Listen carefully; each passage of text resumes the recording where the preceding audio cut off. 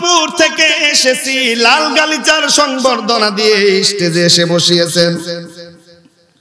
একমাত্র কোরআনকে ভালোবাসার কারণে। আমি সলিমুদ্দিনকে ভালোবাসে না, আমি সুলাইমান হাবিবিকে ভালোবাসে নাই, আমার ভিতরে কোরআনের 2-4টি অক্ষর আছে বিদায় ভালোবেসেছে। কথা বলেন ঠিক কিনা? আপনাদের পাশে বসায় বসে শরীফ ভাই কোরআনকে ভালোবাসার কারণে যার সিনায় কোরআন আছে লাল গালিচার সংবর্ধনা দেয়। হাসরের মাঠে না জানি আল্লাহ ডেকে ডেকে বলবে, ওসি শরীফ, দুনিয়াতে যতই গুনাহ করিস না কেন, আমার কোরআনকে ভালোবাসার কারণে, আমার কোরআনকে ইজ্জত সম্মান দেওয়ার কারণে, আমার কোরআনকে লাল গালিচা সংবর্ধনা দেওয়ার কারণে জীবনের গুনাহগুলো তোর মাফ করে দিলাম। আল্লাহর কোরআন যদি সাক্ষী দেয়, আমি ওসি শরীফের পক্ষে সাক্ষ্য দিচ্ছি, কোরআনকে ভালোবাসার কারণে আল্লাহ তুমি তাকে জান্নাত দাও। আল্লাহর কসম, আল্লাহ বলবে, এ কোরআন তুই যেহেতু পক্ষে, আমি কিভাবে বিপক্ষে যাই? এই কোরআনটা যার ভাষা তিনি কে? আর একটু আস্তে কোন তিনি কে? আল্লাহ বলবেন আমার ভাষার বিপক্ষে আমি যদি যাই তো আমি মুনাফিক, নাউজুবিল্লাহ। এ কোরআন তুই যেহেতু পক্ষে, আমি কিভাবে বিপক্ষে যাই? এই কোরআনকে মহব্বত করার কারণে আমি জান্নাত দিয়ে দিলাম। কোরআনকে মহব্বত করে আপনারাও যেন কোরআনকে মহব্বত করতে পারেন। প্রতি বছর এরকম জান্নাতের বাগান সাজায়, অথচ এই জান্নাতের বাগানে আসবেন, আপনাদেরকে নিয়ে সাথে জান্নাতে যেতে চায়, কিন্তু আপনারা আসতে চান না। হ্যাঁ, এই এলাকার মধ্যে যে সমস্ত যুবক বালেক পুরুষ আছে, মহিলা বালেক পুরুষ যারা আছে, সকলেই যদি আসতো, আমার বিশ্বাস এই মাঠে জায়গা হতো না। আর একটু আসতে কন। তাহলে কেন আসেন না? আপনি কি প্রমাণ করতে চান কোরআনকে ভালোবাসেন না? আপনি যদি কোরআনকে ভালো না বাসেন, কোরআন কিন্তু হাসরের মাঠে আপনার পক্ষে নাজাতের সাক্ষী দিবে না, আপনার পক্ষে সুপারিশ করবে না।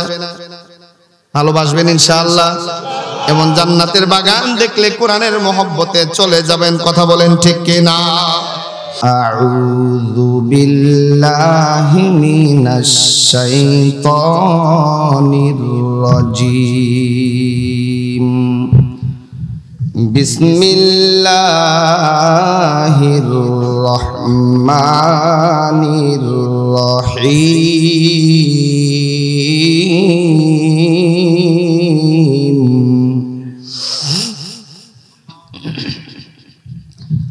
ফি জান্নাতি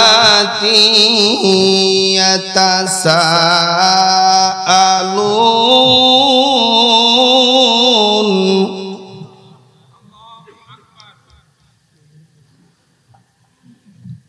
আনিল মুজরিমিন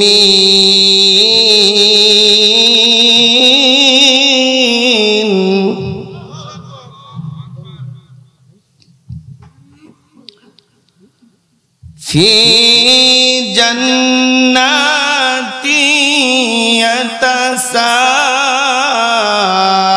ইয়াতাসাআলুনা আনিল মুজরিমিন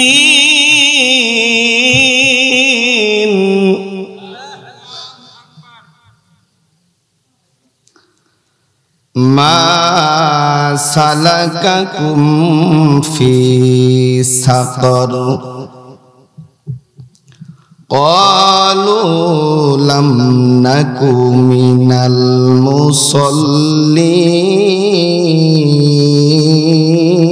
المصلين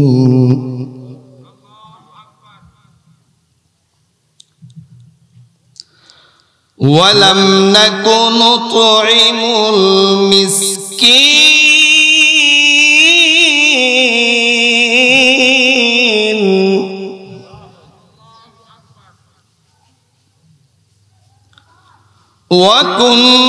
وكنا نخوض مع الخائضين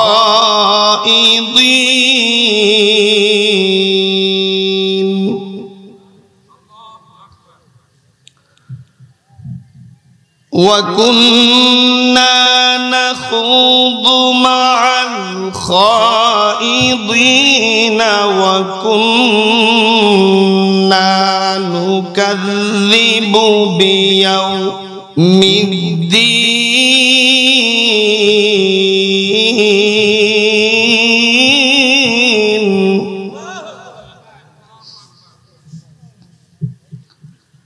حتى أتانا اليقين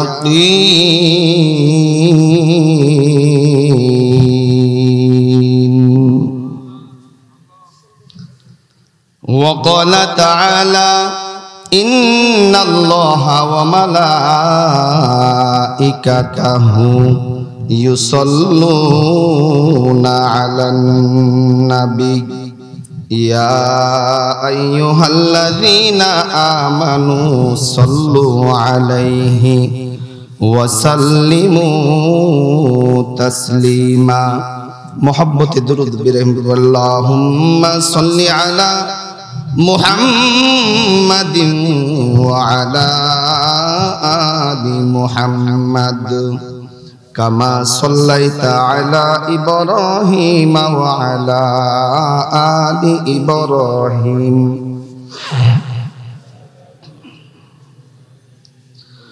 اللهم بارك على محمد وعلى آل محمد كما باركت على إبراهيم وعلى آل إبراهيم إنك حميد مجيد سبحان الله الحمد لله لا إله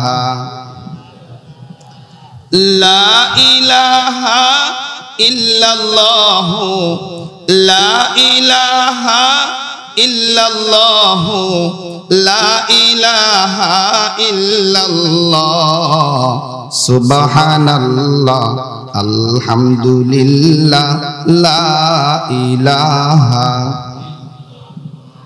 বসিয়া নিরালা হইয়া উতালা বসিয়া নিরালা হইয়া উতালা দমে দমে জপরে সুবহানাল্লাহ সুবহানাল্লাহ সুবহানাল্লাহ সুবহানাল্লাহ সুবহানাল্লাহ সুবহানাল্লাহ সকাল বেলা সুবহানাল্লাহ বিকাল বেলা সুবহানাল্লাহ সকাল বেলা সুবহানাল্লাহ বিকাল বেলা সুবহানাল্লাহ ফুলের মালা সুবহানাল্লাহ গলার মালা সুবহানাল্লাহ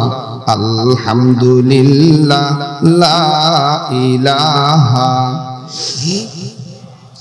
লা ইলাহা ইল্লাল্লাহ লা ইলাহা ইল্লাল্লাহ লা ইলাহা ইল্লাল্লাহ সুবহানাল্লাহ আলহামদুলিল্লাহ লা ইলাহা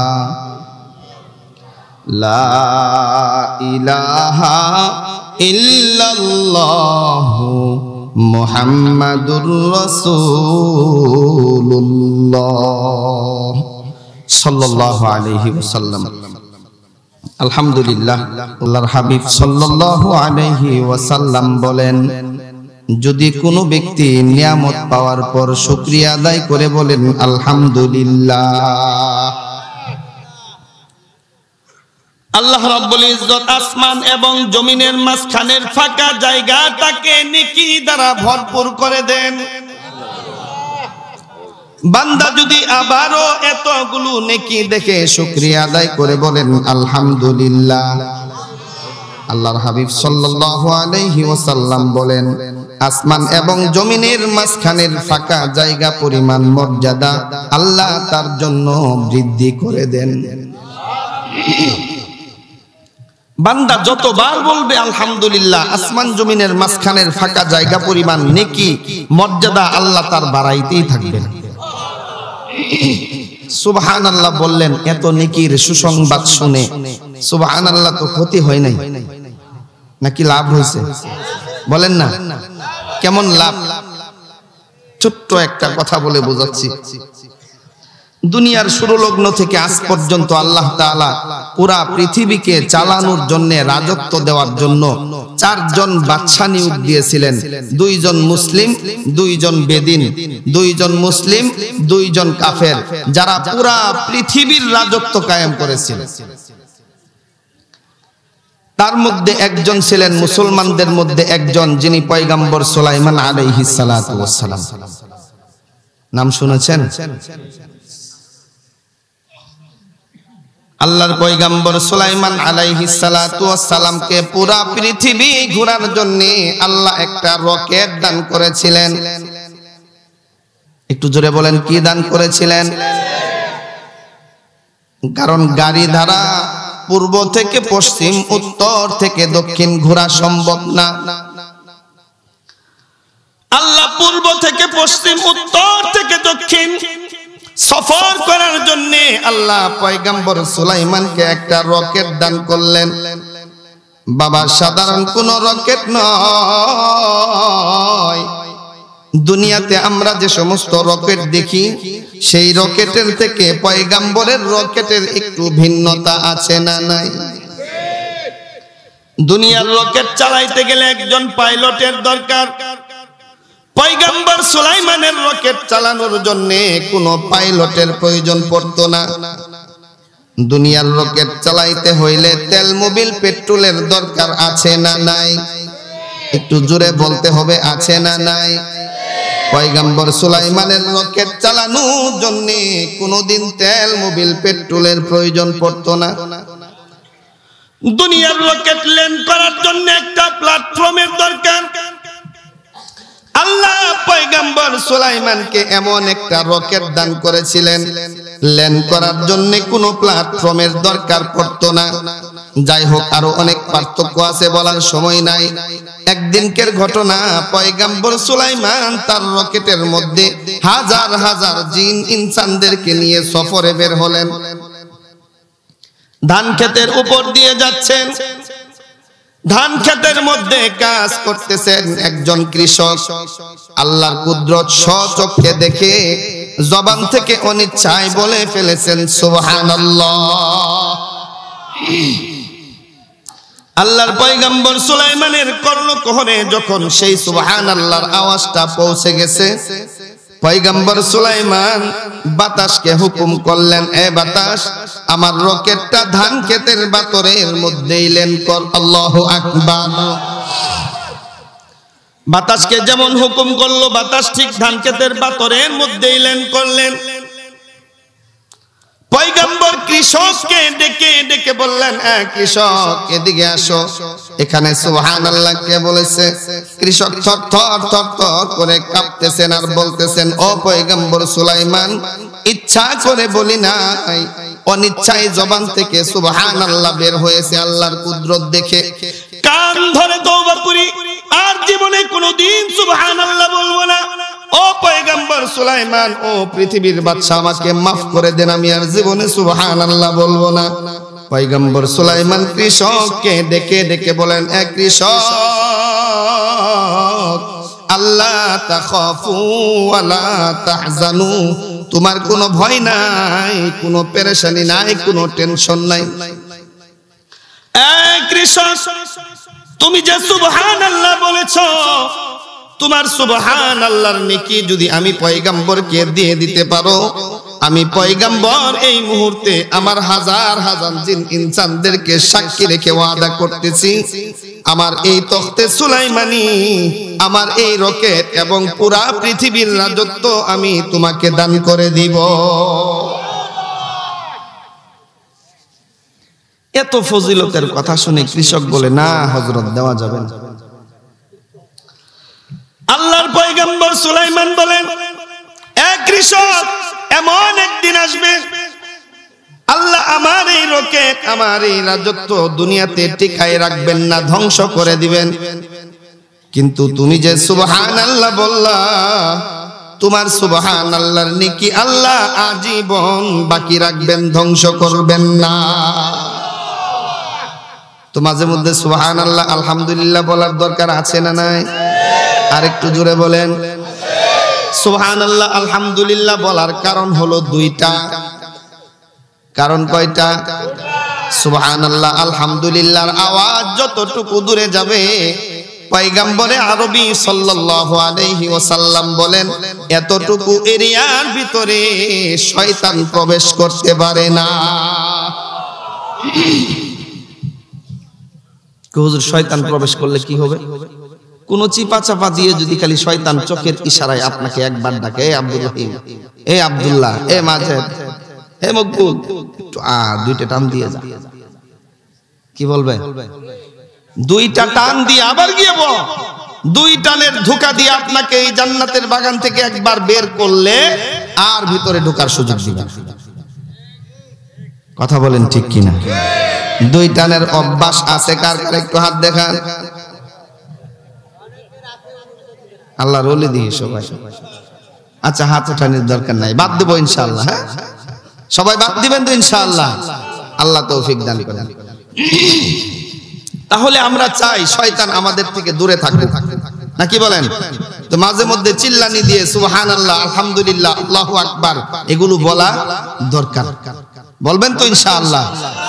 আহা, যারা এখনো পর্যন্ত এই জান্নাতের বাগানে বসে আছেন তারা কি ঠকছেন না জিতছেন?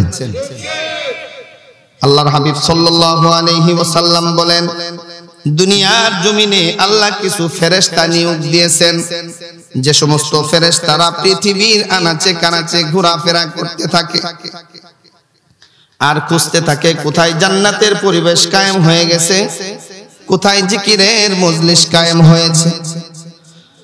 যদি কোথাও জান্নাতের মজলিস খুঁজে পায়, যদি কোথাও জিকিরের মজলিস খুঁজে পায়, কোরআনের মজলিস খুঁজে পায়, একজন ফেরেশতা আরেকজন ফেরেশতাকে ডাকতে থাকে, আয় আয় এদিকে আয়, এখানে জান্নাতের পরিবেশ কায়েম হয়ে গেছে। আল্লাহু আকবার। দয়াল নবী, মায়ার নবী রাহমাতুল লিল আলামিন বলেন এই ফেরেশতারা এই মজলিসের চতুর্দিক দিয়ে বেষ্টনী দিতে দিতে দিতে দিতে এক পর্যায়ে আরশে আজিম পর্যন্ত চলে যায়। মজলিস যখন ভেঙে যায়, আল্লাহ তাআলার দরবারে ফেরেশতারা চলে যায়। আল্লাহ তাআলা ফেরেশতাদেরকে ডেকে ডেকে বলে, এ ফেরেশতারা তোমরা কোথা থেকে এসেছো? ফেরেশতারা ডেকে ডেকে বলে, মালিক শামুকখোলা কাজীপাড়া জামে মসজিদ ও মাদ্রাসার উদ্যোগে জান্নাতের মজলিস কায়েম হয়েছে। মালিক, আমরা সেই জান্নাতের মজলিস থেকে এসেছি। আমার বান্দারা জান্নাতের মজলিসে কেন একত্রিত হয়েছে ফেরেশতা জানতে চায়। বলেন তো আল্লাহ কি জানেন না? একটু জোরে বলেন, জানেন কিনা? এরপরেও ফেরেশতাদের কাছে আল্লাহ জানতে চায়। ফেরেশতারা বলে, আল্লাহ তোমার বান্দারা সেই জান্নাতের মজলিসে এসেছে, তারা চিরস্থায়ী ভাবে জাহান্নাম থেকে মুক্তি পাওয়ার জন্য। কথা বলেন ঠিক কিনা? আল্লাহ বলেন আর কি জন্য এসেছে? ও মালিক, তোমার বান্দারা ওই জান্নাতের মজলিসে এসেছে তোমার জান্নাতের বাসিন্দা হওয়ার জন্য, জাহান্নাম থেকে পরিত্রাণের জন্য, তুমি মাওলার দিদারের জন্য এসেছে। আল্লাহ ফেরেশতাদেরকে বলকেন, ও ফেরেশতারা আমার বান্দারা কি আমি আল্লাহকে দেখেছে?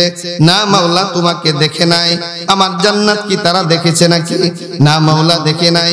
আমার জাহান্নাম তারা দেখেছে নাকি? না মাওলা, জাহান্নামও দেখে নাই। আমার জাহান্নামের আযাবও কি তারা দেখে নাই? না মাওলা, তোমার জাহান্নামের আযাবও তারা দেখে নাই। হ্যাঁ ফেরেশতা, আমার যে সমস্ত বান্দারা আমার জাহান্নামের আযাব না দেখে জাহান্নামকে এত ভয় করে, ফেরেশতা তোরা সকলেই সাক্ষী থাক।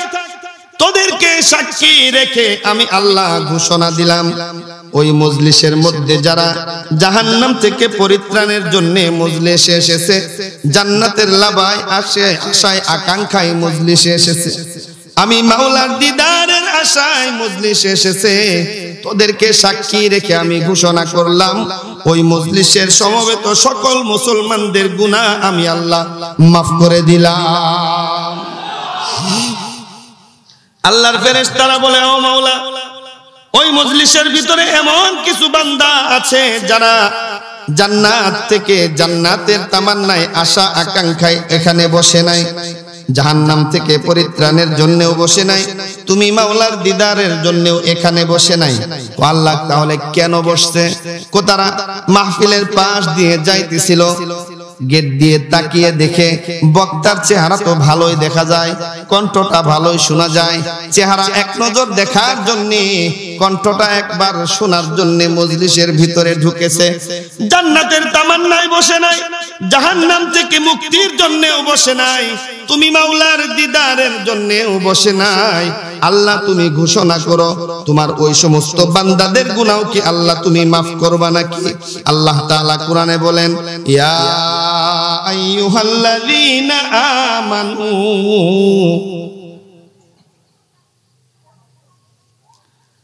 আল্লাহ তাআলা কোরআনের মধ্যে ঘোষণা করেন তোমরা নেক বান্দাদের সংশ্লিষ্টে বসবাস করো। ইয়া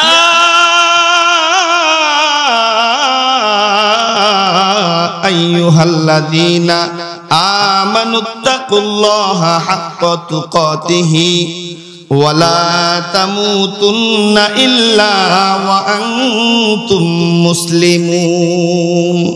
তোমরা পরিপূর্ণ মুসলিম না হইয়া কবরে আসবা না, ঘোষণা কে করলেন? আল্লাহ অন্য আয়াতে বলেন, ইয়া আইয়ুহাল্লাযীনা আমানুত্তাকুল্লাহা ওয়া কুলু কাওলান সাদীদা। নেক বান্দাদের সাথে বসার জন্য হুকুম করলেন যিনি, তিনি কে? আল্লাহ তাআলা ঘোষণা করেন, এ ফেরেশতা তোরা সাক্ষী থাক, আমার যে সমস্ত বান্দারা আমি মাওলার দিদারের জন্য মজলিসে বসে নাই, জান্নাতের তামান্নায় মজলিসে বসে নাই, জাহান্নাম থেকে পরিত্রাণের জন্য মজলিসে বসে নাই, এ ফেরেশতা ওই মজলিসের মধ্যে আমার এমন কিছু বান্দা আছে যেই বান্দাদেরকে আমি আল্লাহ বড্ড ভালোবাসি, আমি আল্লাহ বড্ড ভালোবাসি, আমি মোহাব্বত করি, কারণ আমার হাবিবের উম্মত।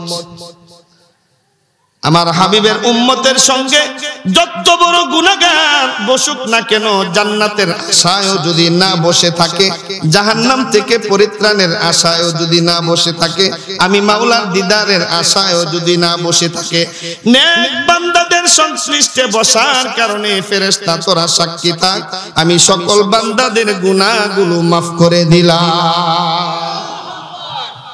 বসলে ক্ষতি না লাভ? আপনারা বেশি ঠকে গেছেন।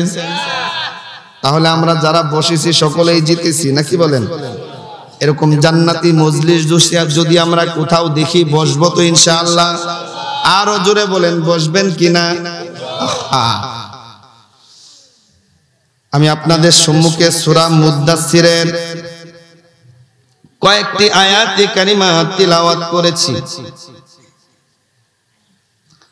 40 নম্বর আয়াত থেকে 47 নম্বর আয়াত পর্যন্ত আল্লাহ তাআলা যদি তৌফিক দান করেন, আয়াতে কারিমা গুলো সামনে নিয়ে আমি 2-4টি আমলি কথা বলার চেষ্টা করব ইনশাআল্লাহ। আমলের নিয়তে আমাকে বলার, আপনাদের সকলকে শ্রবণ করার তৌফিক দান করেন, বলি আমিন। আল্লাহ তাআলা বলেন, ফি জান্নাতি ইয়াতাসাআলুন। আল্লাহ তাআলা যেদিন হাসরের মাঠ কায়েম করবেন, বিচার কার্য সমাধান করবেন, এক দলকে দিবেন জান্নাত আর এক দলকে দিবেন জাহান্নাম। যারা জান্নাতে চলে যাবে আনন্দ উল্লাসের মধ্যে মাতামাতি করবে, যারা জাহান্নামে চলে যাবে তারা কষ্টের মধ্যে লাঞ্ছিত অবস্থায় পড়ে থাকবে।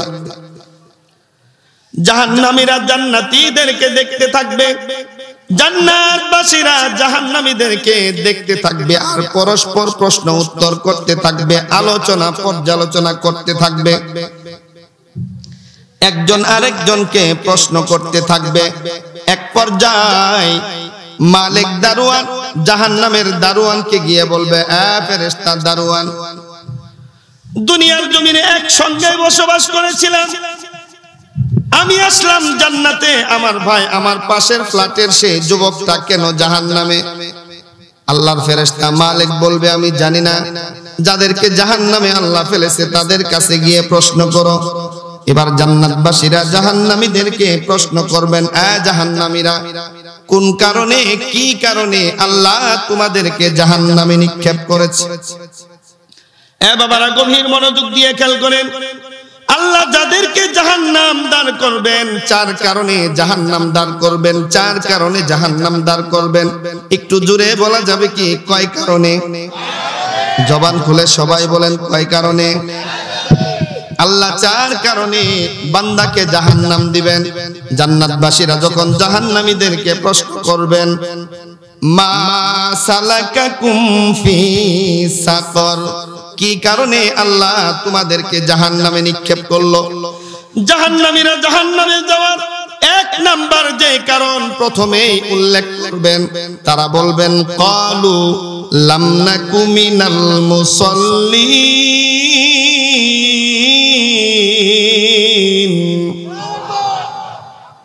জান্নাতবাসীরা ভালো করে শুনে নাও, দুনিয়াতে যদিও পাশের বাসাবাসী আমরা দুনিয়াতে বসবাস করতাম, তোমার বাসার পাশেই আমার বাসা ছিল, তোমার বাড়ির পাশেই আমার বাড়ি ছিল, তোমার ব্যবসা প্রতিষ্ঠানের পাশেই আমার ব্যবসা প্রতিষ্ঠান ছিল, একসঙ্গে চলাফেরা করতাম, তুমি আর আমি একই রাজনৈতিক দলে ছিলাম, তুমি আর আমি একসঙ্গে নেতৃত্ব দিতাম, একসঙ্গে চলাফেরা করেছিলাম, একসঙ্গে স্কুলে পড়েছিলাম, মাদ্রাসায় পড়েছিলাম।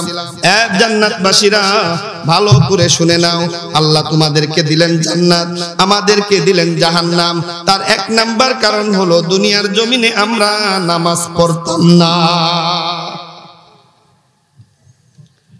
জাহান্নামীরা উত্তর দিবেন, ক্বালু লাম নাকু মিনাল মুসাল্লিন, আমরা দুনিয়ার জমিনে মুসল্লি ছিলাম না।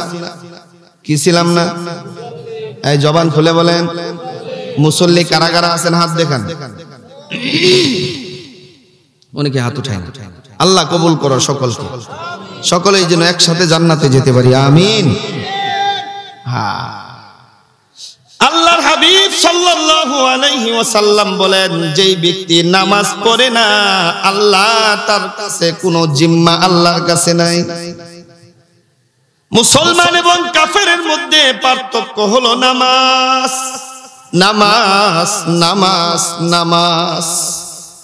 আল্লাহর হাবিব বলেন, মিফতাহুল জান্নাতিস সালাহ, মিফতাহুল জান্নাতিস সালাহ, নামাজ হলো জান্নাতের চাবি। নামাজ কি? আপনার কাছে যদি চাবি থাকে জান্নাতের তালা আপনি খুলতে পারবেন, আর যদি চাবি আপনার কাছে না থাকে তালা কিন্তু খুলতে পারবেন না। যদি তালা খুলে জান্নাতে প্রবেশ করতে চান, নামাজ পড়ার দরকার আছে না নাই? বেনামাজির সঙ্গে আমাদের সম্পর্ক নাই। আল্লাহর হাবিব সাল্লাল্লাহু আলাইহি ওয়াসাল্লাম বলেন, মান তারাকা সালাতান ওয়াহিদাতান মুতাআম্মিদান ফাকাদ কাফারা, মান তারাকা সালাতান ওয়াহিদাতান মুতাআম্মিদান ফাকাদ কাফারা। যদি কোনো ব্যক্তি ইচ্ছা করে এক ওয়াক্ত নামাজ ছেড়ে দেয়, সে কুফরি করলো। নাউজুবিল্লাহ। আরেকটু আস্তে বলতে, এক ওয়াক্ত নামাজ যদি কোনো ব্যক্তি ইচ্ছা করে ছেড়ে দেয়, আল্লাহর হাবিব বললেন সে কুফরি করলো, জাহান্নাম কাফেরের জন্যই। কথা বলেন ঠিক কিনা? মুহাদ্দিসিনে ইকরাম বলেন, এর দ্বারা উদ্দেশ্য হলো নামাজকে অস্বীকার করা। আমরা নামাজকে স্বীকার করি, কথা বলেন ঠিক কিনা? এই নামাজকে স্বীকার করেন কারা কারা? একটু হাত দেখান। আল্লাহু আকবার। তাহলে আজ থেকে আমরা নামাজ যদিও পিছনে কাজা হয়ে গেছে, আর কাজা করব?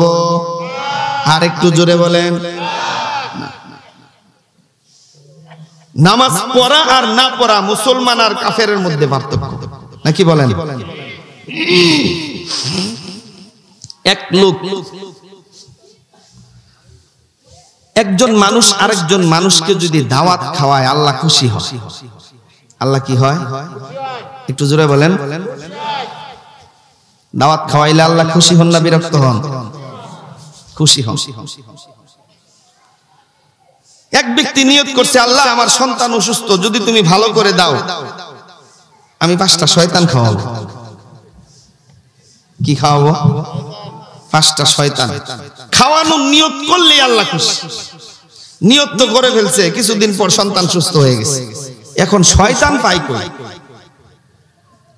হুজুরের কাছে গেছে, মসজিদের ইমাম সাহেবের কাছে, একজন মুফতি সাহেবের কাছে গিয়ে বলতেছে, হুজুর এই সমাচার, আমি তো নিয়ত করছিলাম আল্লাহ আমার সন্তানকে ভালো করলে 5 জন শয়তান খাওয়াবো। হুজুর আমার সন্তান তো আল্লাহ ভালো করে দিয়েছেন, আমি এখন শয়তান কই পাই? হুজুর ব্যাখ্যা করে বলতেছেন, আয় ভাই, আজানের আওয়াজ যখন শুরু হয়, আজানের আওয়াজ যতটুকু দূরে যায় ততটুকু এরিয়ার ভিতরে শয়তান থাকতে পারে না। আজানের আওয়াজ যতটুকু দূরে যায় সেই এরিয়ার ভিতরে শয়তান থাকে না। যদিও থাকে, আজানের আওয়াজ শোনার সঙ্গে সঙ্গে দৌড়ায় পালায়। কথা বলেন ঠিক কিনা? আজানের আওয়াজ শুনে দৌড়ায় পালানো, এটা হলো শয়তানের স্বভাব, শয়তানের খাচ্ছ, শয়তানের চরিত্র। আজকে যোহরের নামাজের আজান যখন তোমাদের মসজিদে দিবে, মসজিদের সামনে গিয়ে তুমি দাঁড়িয়ে থাকবা, এমন কিছু মুসলমানদেরকে দেখবা আজান শোনার সঙ্গে সঙ্গে তারা মসজিদের দিকে যায়, যার যার বাসা থেকে বের হয়ে মসজিদের দিকে দৌড়ায়। কেন? আজানের আওয়াজ মসজিদের মিনার থেকে ভেসে এসেছে, আল্লাহু আকবার, আল্লাহু আকবার, আল্লাহ সবচেয়ে বড়। কথা বলেন ঠিক কিনা? হাইয়া আলাস সালাহ, হাইয়া আলাল ফালাহ, আসো কামিয়াবির দিকে, সাফল্যের দিকে। এই এলান শোনার সঙ্গে সঙ্গে আল্লাহর কিছু মুখলেস বান্দা মসজিদের দিকে দৌড়ায়। আবার কিছু বান্দা দেখবেন আজানের আওয়াজ শোনার সঙ্গে সঙ্গে তবলিগি ভাইরা যদি জোর করে টেনে, ইমাম সাহেব, মুয়াজ্জিন সাহেব, আমার দাদা, আমার বাবা, আমার কাকা, আমার চাচা যদি টেনে আমাকে মসজিদের ভিতরে ঢোকায়, তাই দ্রুত গতিতে আজানের আওয়াজ শোনার সঙ্গে সঙ্গে যত দূরে পায় চলে যায়। আছে না নাই? একটু জোরে কোন আছে না নাই? হুজুর বলতেছেন, তোমাদের মসজিদে যখন আজান শুরু হয়ে যাবে, আজানের আওয়াজ শোনার সঙ্গে সঙ্গে যারা মসজিদ থেকে দূরে যাওয়ার জন্য, পালানোর জন্য চেষ্টা করবে, পিছন থেকে গিয়ে এমন 5 জন লোককে ধরে খাওয়াই দিবা, শয়তান খাওয়ানো হয়ে যায়। কারণ এদের ভিতরে যেই চরিত্র আছে সেই চরিত্রটা কার? একটু জোরে বলেন না, কার? তাহলে শয়তানের চরিত্র আমাদের মধ্যে থাকলেও আজ থেকে বাদ দিব ইনশাআল্লাহ। জাহান্নামীরা 1 নাম্বার কারণ বললেন, তারা নামাজ পড়ে নাই। জান্নাতবাসীরা আবার প্রশ্ন করলো, ও জাহান্নামীরা, আর কি কারণে আল্লাহ তোমাদেরকে জাহান্নামে নিক্ষেপ করেছে? জাহান্নামীরা 2 নাম্বার যে কারণ জাহান্নামে যাওয়ার কারণ হিসাবে উল্লেখ করলেন, তারা বলতেছেন, ওয়ালাম নাকুনু তুইমুল মিসকিন। 2 নাম্বার কারণ হলো আমরা গরিব, দুঃখী, এতিম, অসহায় মিসকিনদেরকে খাদ্য সামগ্রী দিতাম না। আর দুনিয়ার মধ্যে অনেক এতিম, অসহায়, গরিব, দুঃখী আছে না নাই? আপনি 3 বেলা গোশত মাছ দিয়ে ভাত খান, এমন এতিম, অসহায়, দুঃখী, মিসকিন, গরিব অনেক আছে যারা 1 বেলা খাবে আর 1 বেলা খাবার পায় না। তো অনেক পরের কথা, আপনি নিজেও তাদেরকে দান করেন না, মানুষ যেন দান করে আপনি আগ্রহ উদ্দীপনাও দেন না। জাহান্নামীরা বলল, 2 নাম্বার কারণ জাহান্নামে আসা, যেই কারণে আল্লাহ জাহান্নাম দিলেন, গরিব দুঃখীদেরকে আমরা সাহায্য সহযোগিতা করতাম না। আজ থেকে গরিব দুঃখী যদি আমাদের আশেপাশে থাকে, আমরা সকলেই সাহায্য করব, আল্লাহকে সাক্ষী রেখে বলছি ইনশাআল্লাহ। কথা বলেন ঠিক কিনা? জান্নাতবাসীরা জাহান্নামীদেরকে আবার প্রশ্ন করলো, মা সালাকাকুম ফি সাকর, আর কি কারণে আল্লাহ তোমাদেরকে জাহান্নামে নিক্ষেপ করেছে? জাহান্নামীরা জাহান্নামে যাওয়ার 3 নাম্বার কারণ, যেই কারণটা উল্লেখ করলেন, ওয়া কুন্না নাখুদু মাআল খাইদিন। কয় নাম্বার কারণ? এই জবান খুলে বলেন, কয় নাম্বার কারণ? আসেন দেখি 3 নাম্বার কারণের মধ্যে আমরা পড়ি কি পড়ি না? আল্লাহর কোরআন নিয়ে বলতেছি, আল্লাহর কোরআনটা সামনে। জীবনে যদি সত্যি কথা বলে থাকি, আজকের এই কথাটা সত্যি বলবো, ভালো করে খেয়াল করেন। হাতে কি? আরেকটু জোরে। দুনিয়ার মধ্যে কিছু লোক আছে কোরআনকে ভালোবাসে না, কথা বলেন। আবার এমন কিছু লোক আছে কোরআনকে কলিজার চাইতেও বেশি ভালোবাসে। এমন কিছু লোক আছে আল্লাহর কোরআনকে ভালোবাসে না। আবার এমন কিছু লোক আছে জীবনের চাইতেও আল্লাহর কোরআনকে বেশি ভালোবাসে। কথা বলেন ঠিক কিনা? আল্লাহর কোরআন সাক্ষী দেয়, ওয়া কুন্না নাখুদু মাআল খাইদিন।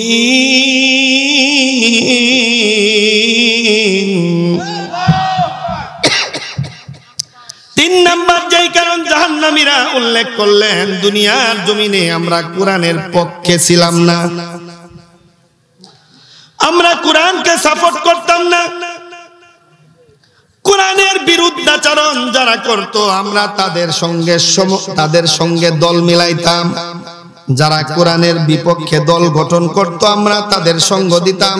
তার মানে আমরা কোরআনকে ভালোবাসতাম না। জান্নাতবাসীরা জাহান্নামীদেরকে আবার প্রশ্ন করলেন, এ জাহান্নামীরা, আর কি কারণে আল্লাহ তোমাদেরকে জাহান্নামে নিক্ষেপ করেছেন? জান্নাতবাসীরা প্রশ্ন করতেছেন, জাহান্নামীরা একের পর এক উত্তর দিচ্ছেন। উত্তর দিলেন কয়টা? একটু জোরে বলেন, কয়টা? চতুর্থবার আবার যখন প্রশ্ন করলেন, এ জাহান্নামীরা, আর কি কারণে আল্লাহ তোমাদেরকে জাহান্নামে নিক্ষেপ করেছেন?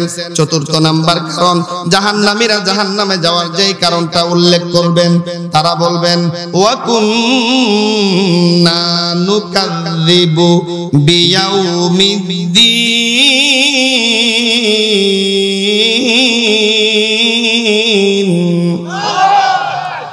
জাহান্নামীরা বলবেন, আমরা কিয়ামতের দিনকে অস্বীকার করতাম। নাউজুবিল্লাহ। আরেকটু আস্তে বলুন, নাউজুবিল্লাহ। গুনাহ হবে নাকি? হ্যাঁ, ঈমানের তাকিদ, অন্তর থেকে জোরে বলা নাউজুবিল্লাহ। আল্লাহ মাফ চাই। আমরা তো কিয়ামতকে স্বীকার করি না, কি বলেন? স্বীকার করি না ইনশাআল্লাহ। জাহান্নামীরা বলেন, আমরা কিয়ামতকে অস্বীকার করতাম, কিয়ামতের দিনকে আমরা বিশ্বাস করতাম না, পরকালকে বিশ্বাস করতাম না, জান্নাতকে বিশ্বাস করতাম না, জাহান্নামকেও বিশ্বাস করতাম না। এমন লোক কিছু আছে না নাই? আর একটু জোরে বলেন। এরা কারা চিনেননি? এরা কারা চিনেন?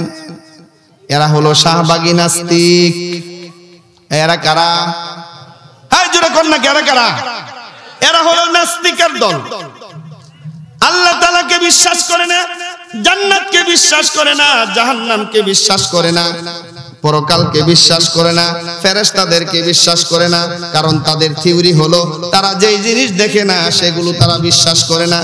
তারা বলে, আমরা আল্লাহকে দেখি নাই, বিশ্বাস করি না, জান্নাত দেখি নাই, বিশ্বাস করি না, জাহান্নাম দেখি নাই, বিশ্বাস করি না, ফেরেশতা দেখি নাই, বিশ্বাস করি না। এমন নাস্তিক যদি চোখের সামনে পান, কান পেঁচে একটা থাপড়া মারতে পারবেন? কারা কারা একটু হাত দেখান। পারবেন না? ঈমানের তাকিদ। এমন নাস্তিক যদি পান, কানের মধ্যে চপাস করে একটা থাপ্পড় বসাই দিবেন। চাপার মধ্যে হাত দিয়ে যখন বলবে, মারলি কেন? ব্যথা পাইছি। নাস্তিক, ব্যথা কোথায়? হাতে ধরে দেখা। ব্যথা কোথায়? হাতে ধরে দেখা। আল্লাহ দেখো না, তাই তো মানো না। জান্নাত দেখা যায় না, তাই তো বিশ্বাস করো না। জাহান্নাম দেখা যায় না, তাই তো বিশ্বাস করো না। ব্যাককলের গোষ্ঠী, ব্যথা কোথায়? হাতে ধরে দেখা। ব্যথাও তো দেখা যায় না। এই ব্যথা যদি না দেখে বিশ্বাস করো, আল্লাহ আছে না দেখে বিশ্বাস করতে হবে।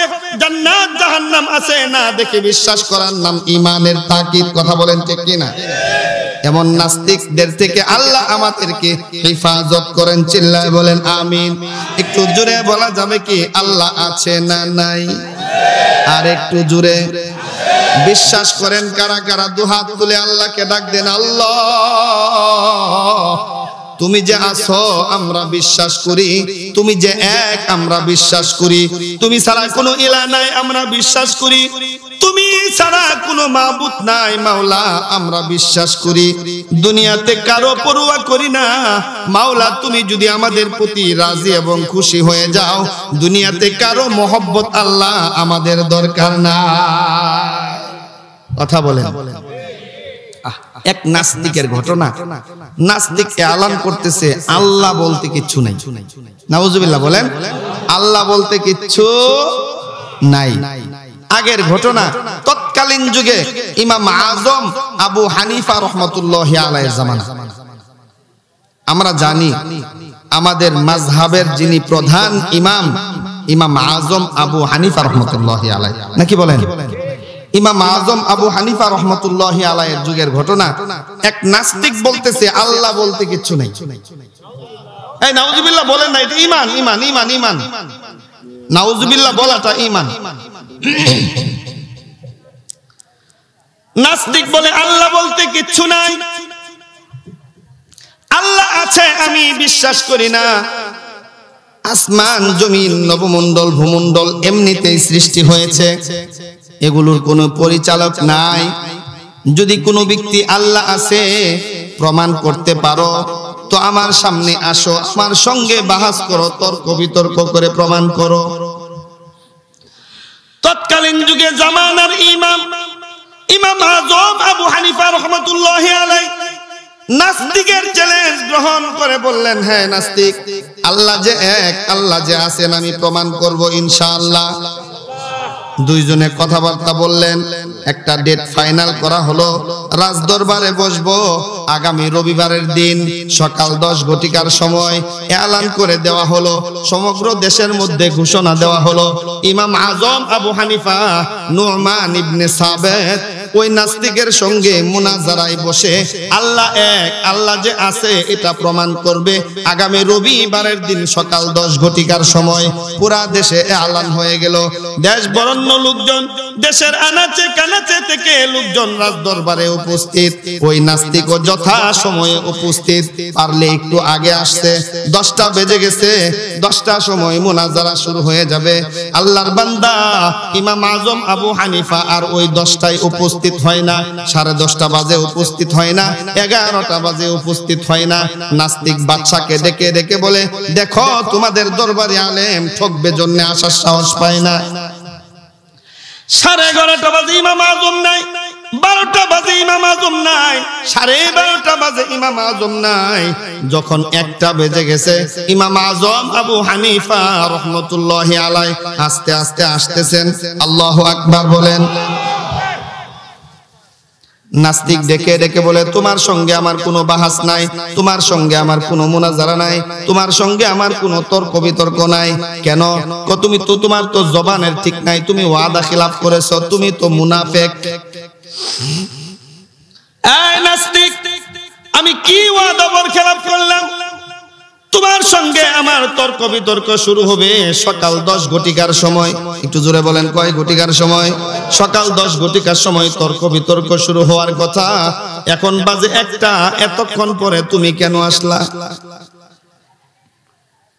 ইমাম আজম আবু হানিফা রাহমাতুল্লাহি আলাইহি নাস্তিককে ডেকে ডেকে বলে, আয় নাস্তিক, আমি তো ভোরবেলায় বাসা থেকে বের হয়েছি, 10টার আগে আমি তোমার সামনে উপস্থিত থাকবো বলে, তাহলে দেরি হলো কেন? এই নাস্তিক, তুমি কি জানো না আমি তোমার মাঝে আসতে মাঝখানে একটা বিশাল বড় নদী আছে, দজলা নদী। সেই দজলা নদী পার হয়ে তোমার দরবারে আমার আসা লাগে। সকালবেলা ঘুম থেকে উঠে দজলা নদীর তীরে যখন আমি আসলাম, এসে দেখি কোনো স্টিমার নাই, লঞ্চ নাই, কোনো সাঁকু নাই, কোনো নৌকা নাই। আমি পার হব কিভাবে? বিশাল দজলা নদী পার হওয়ার সাহস হয় না। অপেক্ষা করতে থাকলাম, দেখি কোথাও থেকে কোনো নৌকা লঞ্চ স্টিমার আসে কিনা। না, দেখলাম কোনো লঞ্চ নাই, কোনো স্টিমার নাই, কোনো ট্রলার নাই, কোনো নৌকা নাই। অপেক্ষা করতে করতে করতে করতে আজীব এক ঘটনা দেখলাম। দেখি হঠাৎ করে দেখি দজলা নদীর মাঝখান থেকে একটা গাছ একা একাই বড় হইতেছে। আস্তে আস্তে গাছটা বিশাল বড় আকার ধারণ করলো। নদীর মাঝখান থেকে একটা করাত একা একা বের হয়ে গাছের গোড়াটা কেটে দিল, কোনো করাতি নাই। যতটুকু টুকরা টুকরা করার প্রয়োজন হয়, করাতটা একা একাই গাছটাকে দ্বিখণ্ডিত করে টুকরা টুকরা করে ফেললো। নাস্তিক শুনে আর খালি হাস। তারপরে কি হলো? এই করাতটা একা একাই ওই প্রত্যেকটা টুকরার মধ্যে করাত দিয়ে চিরে চিরে তক্তায় পরিণত করলো। হঠাৎ করে দেখি নদীর মাঝখান থেকে, দজলা নদীর মাঝখান থেকে একটা হাতুড়ি উঠলো, কতগুলো পেরাক উঠলো। তক্তাগুলো একটা আরেকটার সঙ্গে একা একাই জোড়া লাগতেছে, হাতুড়ি পিটাইতেছে, পেরাক দিয়ে জোড়া লাগাইতেছে, একা একাই সুন্দর নৌকায় সুন্দর নৌকার আকার ধারণ করে ফেললো। এমন সময় দেখি নদীর মাঝখান থেকে সোনালী রঙের একটা বইডা উঠে আসছে। আল্লাহু আকবার! এই বিশাল বইডাটা নৌকার মাঝির আকার ধারণ করলো। মাঝি নাই, মাঝি নাই। ওই নৌকাটা আস্তে আস্তে তীরের মধ্যে যখন ভিড়েছে, আমি ইমাম আজম, আমি নুমান ইবনে সাবিত নৌকার মধ্যে উঠলাম। নৌকার মধ্যে ওঠার পর আরেকটা আজীব ঘটনা আমি দেখলাম। পানি যায় যেদিকে, পানি যায় যেদিকে, নৌকাটা একা একাই তার অপর দিকে চলে। এই নৌকাটা অপর দিকে চলতে চলতে চলতে চলতে এক পর্যায়ে সমুদ্রের ওই দজলা নদীর তীরে যখন আসলো, আমি নেমে পড়লাম। আস্তে আস্তে তোমার দরবারে উপস্থিত হইলাম। নাস্তিক এবার ডেকে ডেকে বলে, ইমাম আজম, এতক্ষণ যাও তোমার মাথাটা ভালো ছিল, এখন তুমি পুরা দমে পাগল হয়ে গেলা কেন? কেন পাগল হয়েছে? এই জীবনে কি শুনেছো বা দেখেছো? একা একাই করাতি ছাড়া কোন করাত কি গাছ ছিঁড়তে পারে? কোন করাতি ছাড়া কোন করাত কি গাছ টুকরা টুকরা করতে পারে? কোন মিস্ত্রি ছাড়া একা একাই কি তক্তাগুলো জোড়া লাগতে পারে? কোন মাঝি ছাড়া একা একাই কি বইটা নৌকা বাইতে পারে? কেন পারে না? না, অসম্ভব, পারে না।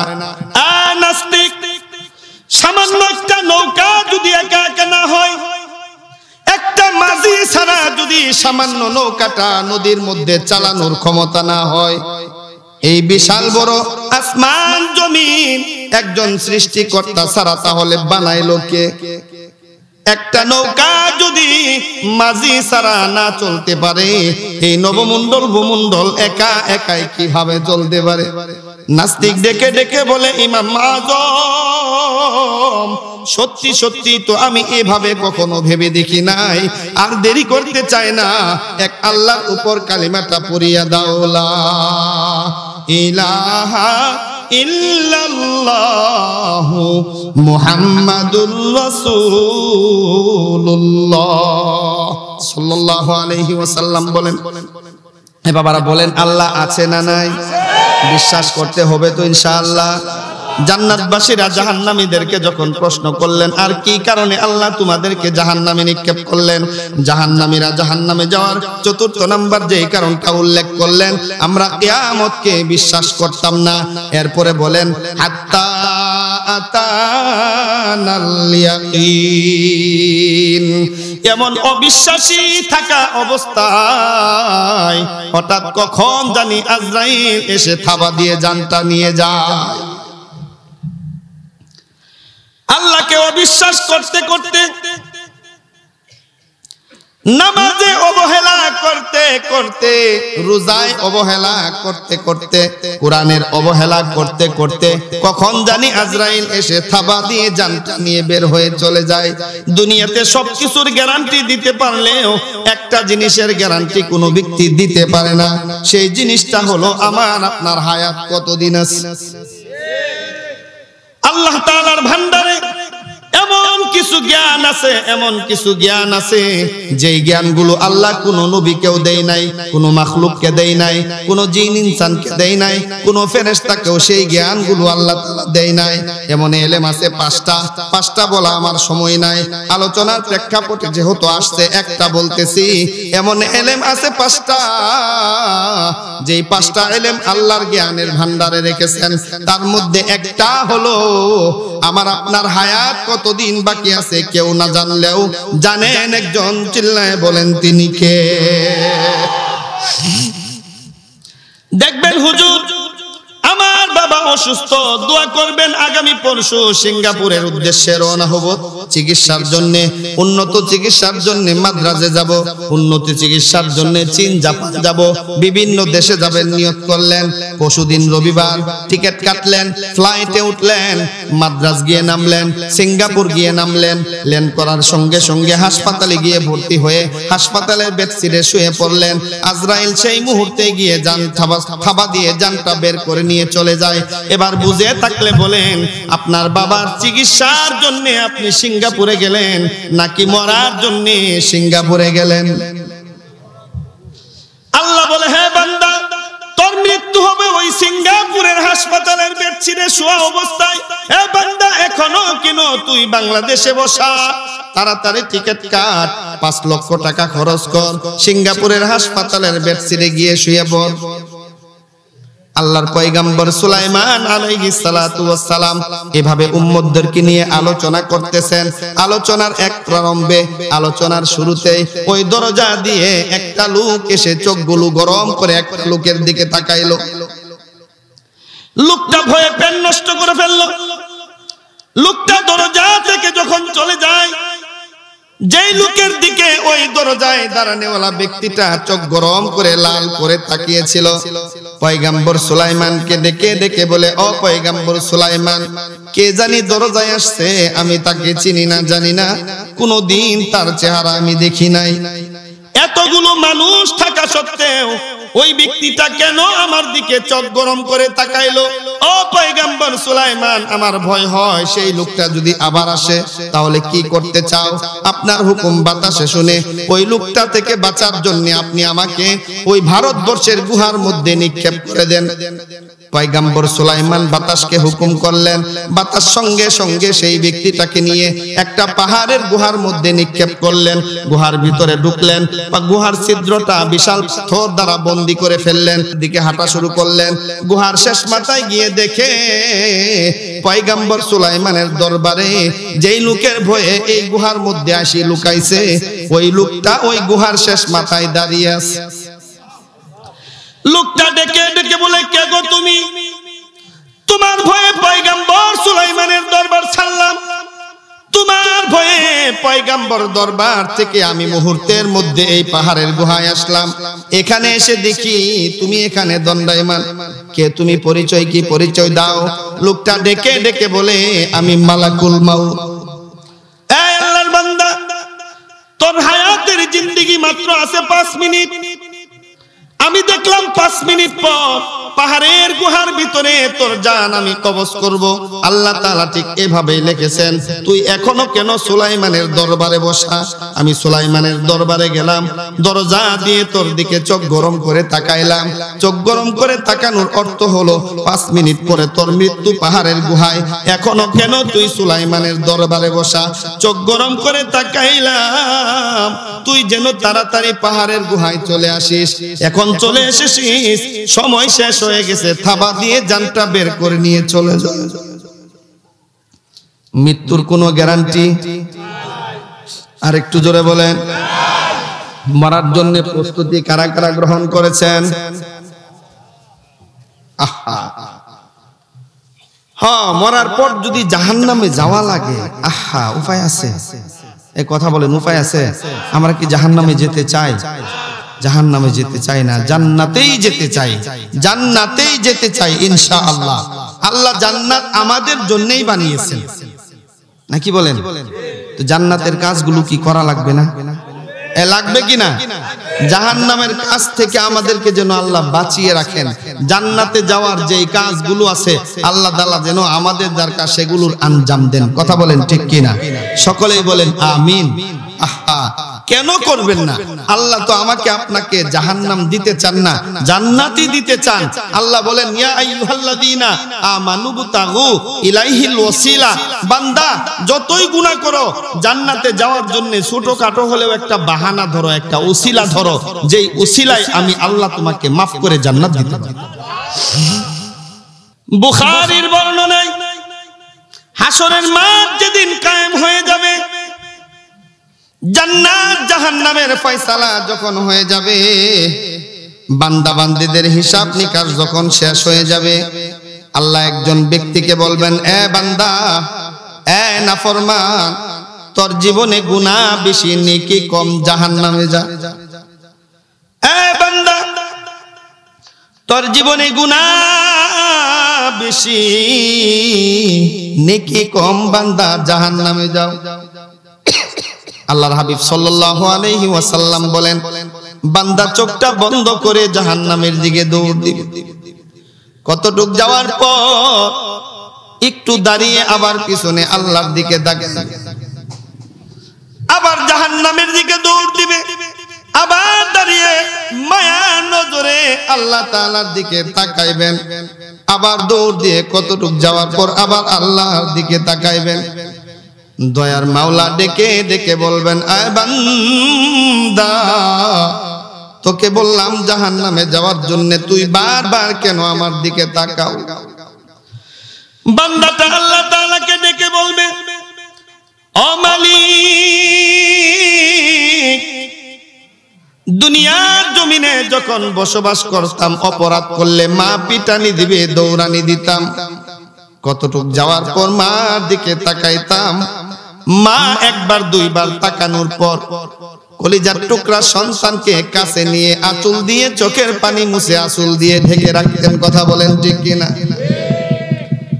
ও মালিক, তোমার হাবিবের জবানে শুনেছি মোহাব্বতকে তুমি আল্লাহ 100 ভাগ করে এক ভাগ সমস্ত মাখলুকের মধ্যে বন্টন করে দিয়েছিলা, আর 99 ভাগ মোহাব্বত তুমি যেই মাওলার কাছে রেখেছো, সেই মাওলা তোমার নাম রহমান এবং রহিম। 1 ভাগের 1 কিঞ্চিত মাপে যদি সন্তানকে ডেকে আঁচল দিয়ে চোখের পানি মুছে মাফ করে দেয় মাওলা, তোমার কাছে 99 ভাগ মোহাব্বত তুমি ভালোবাসা রেখে দিয়েছো। আমার তো দিল কয় বারবার তাকানোর কারণে তুমি আল্লাহ বুঝি ডাক দিয়ে আমাকে মাফ করে দাও। আল্লাহ তাআলা বান্দাকে ডাক দিয়ে বলবে, হ্যাঁ বান্দা, আমার রহমান এবং রহিম নামকে তুই এত বিশ্বাস করিস, যা বান্দা, তোর জিন্দেগীর গুনাহগুলো মাফ করে জান্নাত দিয়ে দিলাম। উসিলা কিন্তু সামান্য জিনিস। কথা বলেন ঠিক কিনা? আরেকটা বান্দাকে বলবে, বুখারীর বর্ণনায় আল্লাহর হাবিব সাল্লাল্লাহু আলাইহি ওয়াসাল্লাম বলেন, বিচার কার্য সমাধা হওয়ার পর আল্লাহ তাআলা ডাক দিয়ে বলবেন, হ্যাঁ নাফরমান বান্দা, জাহান্নামে যাও। চোখটা বন্ধ করে একটা দৌড় দিবে জাহান্নামের দিকে, একটা দৌড় দিবে জাহান্নামের দিকে, এদিক সেদিক তাকাবে না। পিছন থেকে আল্লাহ তাআলা ডাক দিবেন এমন মুহূর্তে যে জাহান্নামে পড়ে যায় ভাব।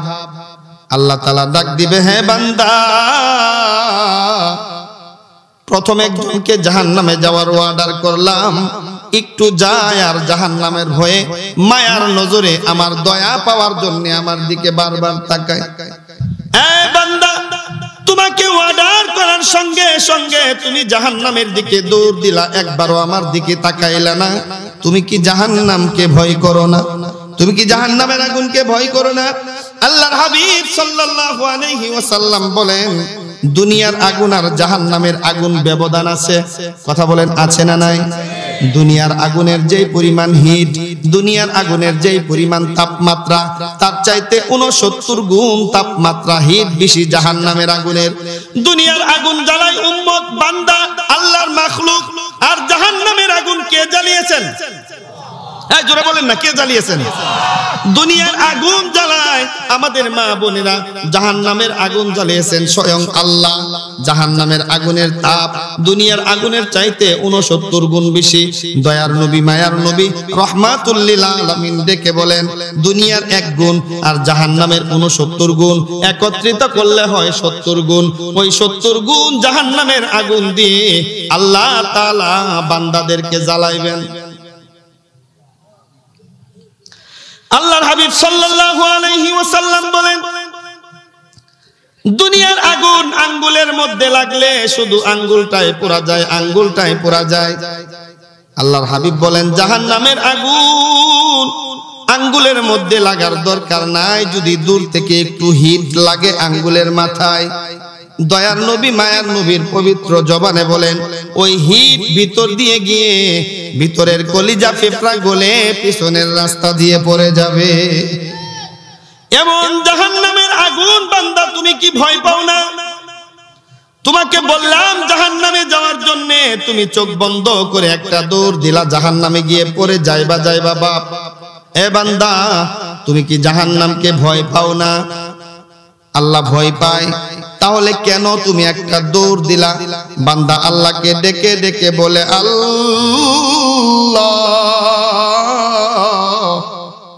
দুনিয়াতে তোমার কোনো হুকুম আমি মানতে পারি নাই।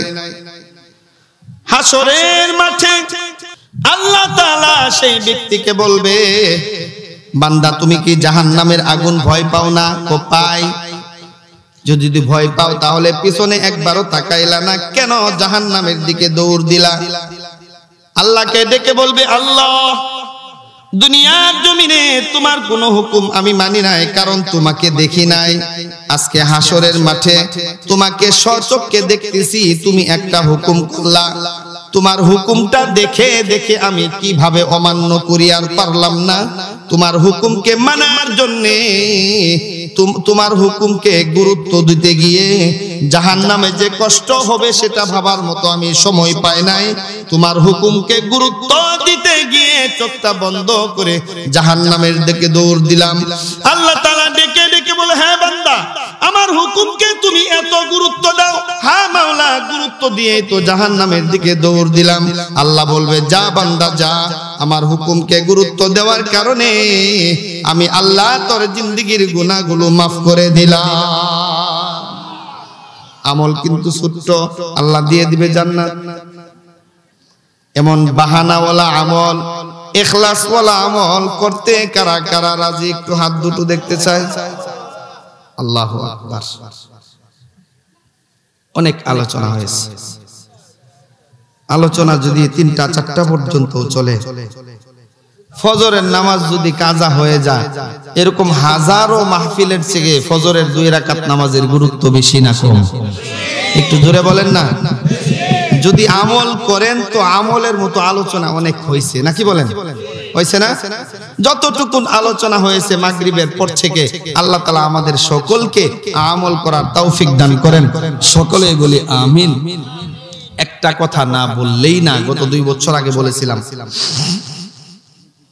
আবারও স্মরণ করিয়ে দেই। আল্লাহর হাবিব সাল্লাল্লাহু, গভীর মনোযোগ আমার দিকে। আল্লাহর হাবিব সাল্লাল্লাহু আলাইহি ওয়াসাল্লাম বলেছেন, আসরের নামাজের পর মাগরিবের নামাজের আগে যদি কোনো ব্যক্তি 3 বার পড়ে, আস্তাগফিরুল্লাহাল্লাযী লা ইলাহা ইল্লা হুয়াল হাইয়ুল কাইয়্যুম ওয়া আতুবু ইলাইহি। কয়বার? যদি কোনো ব্যক্তি 3 বার পড়ে, যাদের মোবাইল আছে রেকর্ড করেন, যদি কোনো ব্যক্তি 3 বার পড়ে, আসরের পর মাগরিবের নামাজের আগে, আসর মাগরিবের মাঝখানে যদি কোনো ব্যক্তি 3 বার পড়ে, আমি যা বলবো তা বাড়ানো যাবে না, কমানো যাবে না। আস্তাগফিরুল্লাহাল্লাযী লা ইলাহা ইল্লা হুয়াল হাইয়ুল কাইয়্যুম ওয়া আতুবু ইলাইহি। এতটুকু। আমি কি লা হাওলা ওয়ালা কুওয়াতা ইল্লা বিল্লাহিল আলিয়্যিল আযীম বলছি? বলি নাই। আস্তাগফিরুল্লাহ রাব্বি মিন কুল্লি যামবিন ওয়া আতুবু ইলাইহি বলছি? বলি নাই। আমি যা বলেছি তা আস্তাগফিরুল্লাহাল্লাযী লা ইলাহা ইল্লা হুয়াল হাইয়ুল কাইয়্যুম ওয়া আতুবু ইলাইহি। দয়ার নবী মায়ার নবী বলেন, আসর মাগরিবের মাঝখানে যদি কোনো ব্যক্তি 3 বার পড়ে, তার জীবনে গুনাহ যদি সমুদ্রের বালু কণা পরিমাণ হয়, এই সমুদ্রের বালু কণা কিয়ামত পর্যন্ত গণনা করে শেষ করা যাবে।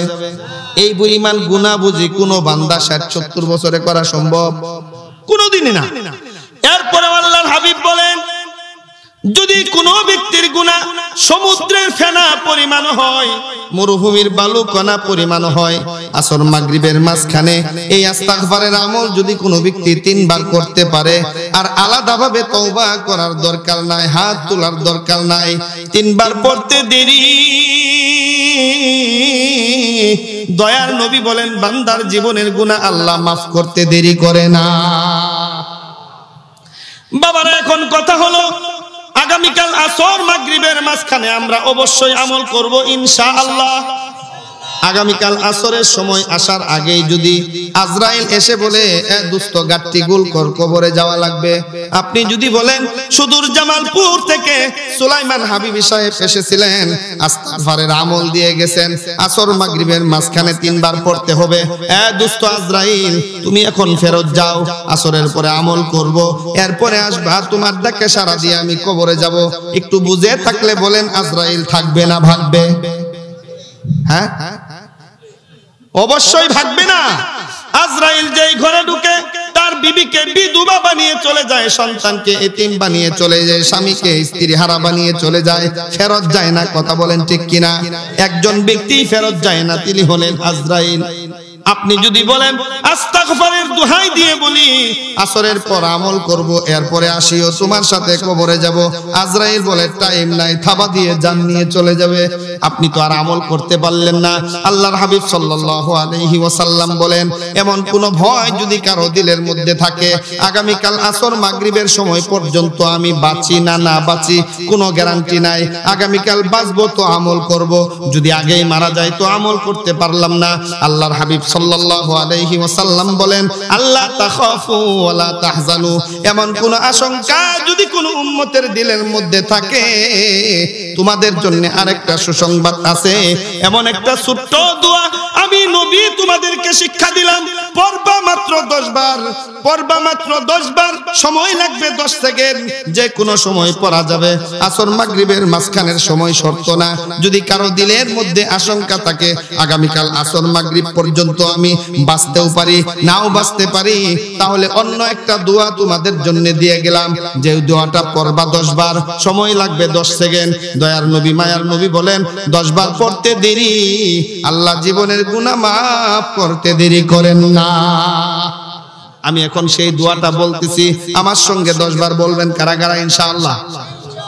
আমি যেভাবে বলবো, মোবাইল রেকর্ড আগেই বলছি, আমি যেমনে বলতেছি ঠিক এভাবে বলেন, আল্লাহুম্মা গফিরলি, আল্লাহুম্মা গফিরলি, আল্লাহুম্মা গফিরলি, আল্লাহুম্মা গফিরলি, আল্লাহুম্মা গফিরলি, আল্লাহুম্মা গফিরলি, আল্লাহুম্মা গফিরলি, আল্লাহুম্মা গফিরলি, আল্লাহুম্মা গফিরলি, আল্লাহুম্মা গফিরলি। দয়ার নবীর পবিত্র জবানে কোনোদিন মিথ্যা কথা বলেন নাই, তার মানে এই হাদিসটাও সত্য। আল্লাহর হাবিবের হাদিস সত্য মানেই আমরা 10 বার পড়লাম, আল্লাহ আমাদের জীবনের গুনাহগুলো মাফ করে দিয়েছেন। আল্লাহর হাবিব বলেন, বান্দা যখন একবার বলে আল্লাহুম্মা গফিরলি, আল্লাহ তাআলা আরশে আজিম থেকে ডেকে বলেন, হে বান্দা আমি তোকে মাফ করে দিলাম। বান্দা 2 বার বলে আল্লাহুম্মা গফিরলি, বান্দা আমি তোকে মাফ করে দিলাম।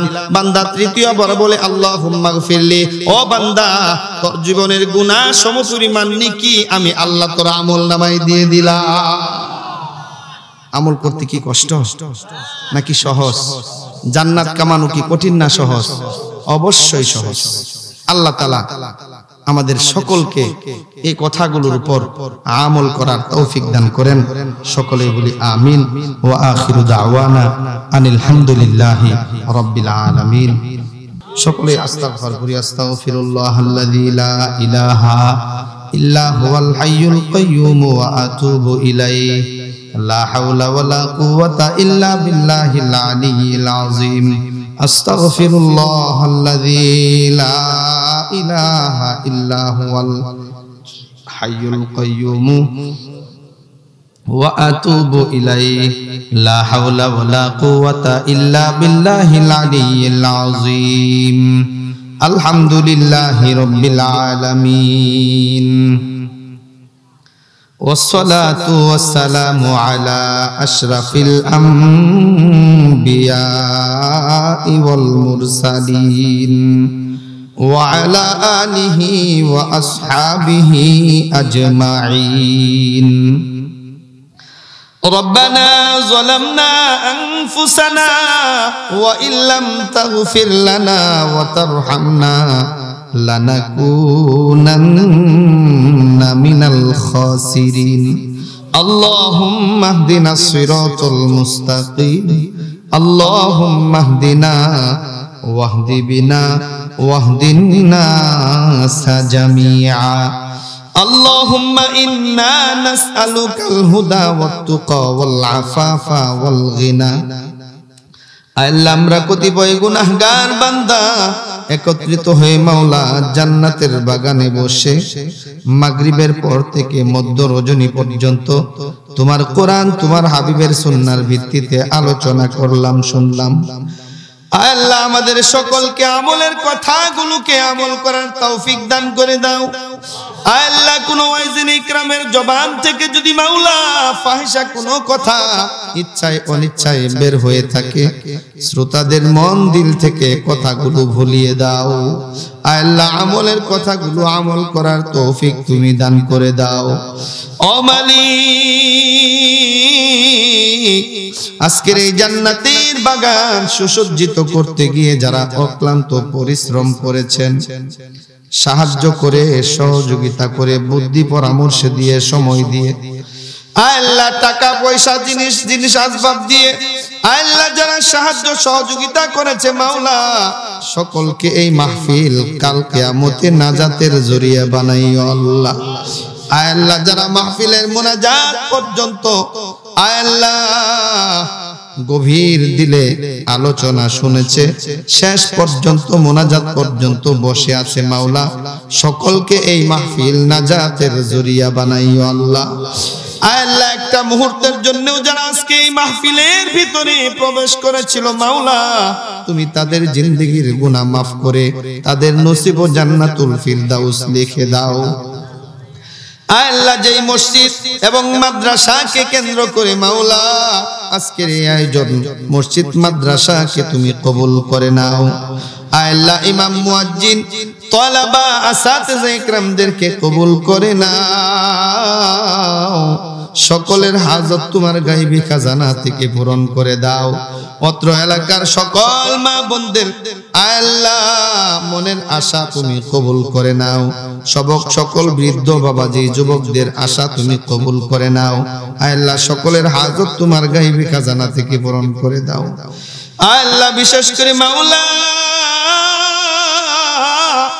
আজকের মাহফিলের মাইকের আওয়াজ যতটুকু দূরে যায় আল্লাহ এই এরিয়ার ভিতরে যত মুর্দা কবরে শুয়ে আছে মাওলা আল্লাহ সকল মুর্দার কবরের আযাব তুমি কিয়ামত পর্যন্ত maaf করে দাও ও মালিক আল্লাহ যারা অসুস্থ আছে শিফা দান করে দাও এ মাওলা এই মাদ্রাসার ছাত্রী আল্লাহ গতকাল প্রতিযোগিতায় আল্লাহ ছিল মোটরসাইকেল অ্যাক্সিডেন্ট করে দুর্ঘটনার কবলে পড়ে মাওলা কঠিন ব্যথা পেয়েছে পা ভেঙে গেছে আল্লাহ একটু আগে আমার কানে কানে বলে যায় হুজুর পা থাকবে নাকি কেটে ফেলা লাগবে জানি না আল্লাহ নাবালেক মাসুম তোমার বান্দির পাকে তুমি কুদরতি ভাবে ভালো করে দাও আল্লাহ ইয়া আল্লাহ যেই দিনের ছাড়তে মাওলা তোমার বান্দিকে তুমি রোগাক্রান্ত বানিয়েছো আল্লাহ এই কষ্ট এই ব্যথাকে কেন্দ্র করে কাল কিয়ামতে জান্নাতুল ফিরদাউস দান করিও আল্লাহ মা আয়েশা সিদ্দিকার পাশের জান্নাত দান করিও ফাতিমাতুজ জোহরার পাশে জান্নাত দান করিও। আম্মা জান খাদিজাতুল কুবরা রাদিয়াল্লাহু তাআলা আনহার পাশের জান্নাত তুমি সেই বাচ্চাকে দান করে দিও। আয় আল্লাহ, তার বাবা মা দাদা দাদি নানা নানি আত্মীয় স্বজন যারা কবরে গেছে সকলের কবরের আযাব তুমি মাফ করে দাও। যারা জীবিত আছে সকলকে নেক হায়াত নসিব করে দাও। আয় আল্লাহ, সকল তলাবাদেরকে তুমি কবুল করে নাও। সকল আসাতাজা ইকরামদেরকে তুমি কবুল করে নাও। আয় আল্লাহ, বিশেষ করে মাওলা শামুকুলা এলাকাবাসীকে কবুল করে নাও। আয় আল্লাহ, যাদের অক্লান্ত পরিশ্রমে আজকের এই মাহফিল, আজকের এই আয়োজন, আয় আল্লাহ তুমি কুদরতি ভাবে তুমি তাদেরকে কবুল করে নাও। আয় আল্লাহ, ইচ্ছায় অনিচ্ছায় প্রকাশ্যে গোপনে যত প্রকার গুনাহ মাওলা করেছি, আমাদের গুনার দিকে না তাকাইয়া তোমার রহমতের দিকে তাকাইয়া আমাদের জীবনের গুনাহগুলো মাফ করে দাও। ওয়া সাল্লাল্লাহু তাআলা আলা খায়রি খালকিহি মুহাম্মাদিন ওয়া আলা আলিহি ওয়া আসহাবিহি আজমাইন। মালিক, জীবনের শেষ ইচ্ছা মাওলা, যেদিন আমাদের কাছে আজরাইল পাঠাইবা, আমাদের গুনাহগুলো মাফ করে আমাদেরকে আমাদের কাছে আজরাইল পাঠাইও আল্লাহ। আল্লাহ, যেদিন আজরাইল পাঠাইবা মালিক, সকলের জবান থেকে বের করে দিও মধুর কালিমা লা ইলাহা ইল্লাল্লাহু মুহাম্মাদুর রাসূলুল্লাহ সাল্লাল্লাহু আলাইহি